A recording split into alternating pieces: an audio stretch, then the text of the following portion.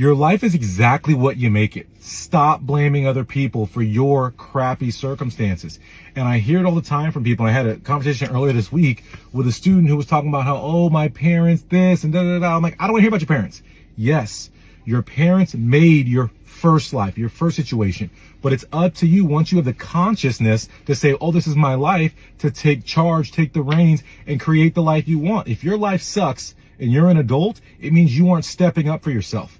Ask yourself, how can I improve my life? And it may not be the best life, it may not be the most perfect life, but can you start making strides to make your life better? Could it be better in any small way?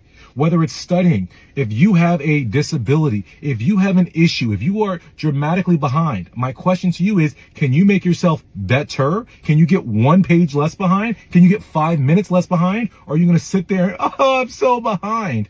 Get to work, guys. Stop blaming your parents. Stop blaming your teachers. Stop blaming time. Take advantage of what you do have, guys, and create the life you want. And I'm saying this to you as a student who was the sucky student. But I had to admit that I am the sucky student, and I had to take accountability and responsibility and say, wait a minute. Yes, I have certain disadvantages, but what contribution do I make? Even small, 1%. How am I contributing to my sucky situation as a student? How am I contributing to my Fs? And now let me correct that 1%, 2%, 10%, 20%. And what's interesting, when we start tackling these problems and these issues and your contributions, you start realizing and recognizing that you are most of the issue, and you actually are in complete control of your outcomes. And when I realized that, and I took accountability and I got to work and I started refining myself, slowly but surely I went from the F student to the A student.